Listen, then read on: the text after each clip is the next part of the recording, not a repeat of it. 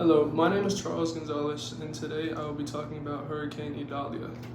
So, when it comes to this hurricane, you really need to understand the impact and the importance of the damages that a hurricane and a natural disaster like this can cause. So, what I want to start with is a hurricane is one of the most powerful forces that can be done by nature. Essentially, what causes these is what people want to say, scientists, they want to say climate change is essentially what's causing more and more hurricanes.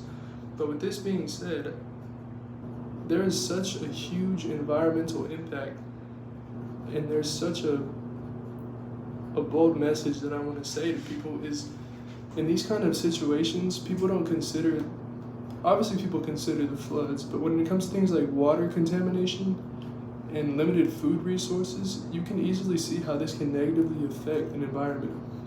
Not only that is, whenever there are these kind of bounds placed on people, they're not allowed to work. So essentially the economy in this specific part of Florida is essentially falling, which it happens with every natural disaster where they have a stronger economy. So just some numbers I want to say, it is the only hurricane in the last hurricane season that has reached landfall.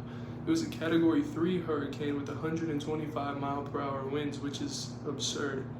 And two other things I want to say is there was 7 to 12 feet of flooding throughout the cities that Idalia created, and there was 10 inches of rain over the total duration of the hurricane.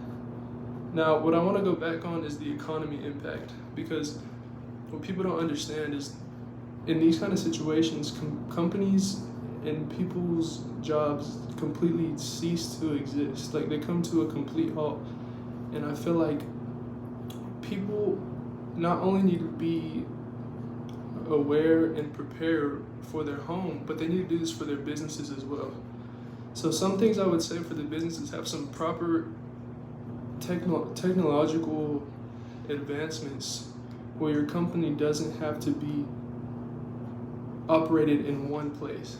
So some things I could say that normal people, normal civilians can prepare is they could have what I recommend is a personal evacuation route. I know most people won't agree with this, but with personal experience, I understand that the government will give us out a plan to evacuate.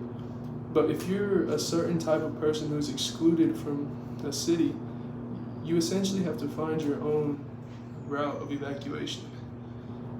And another thing that's huge is an emergency kit. You store like things like food, water, just basic necessities to get you at least to a point where you're safe from the storm. And when it comes to concluding this speech of Hurricane Idalia, I really encourage everyone to take proactive steps. Because most people that move to a state like Florida, they know that Florida has a history of having these natural disasters. And I feel like the mindset they take is it won't happen to me.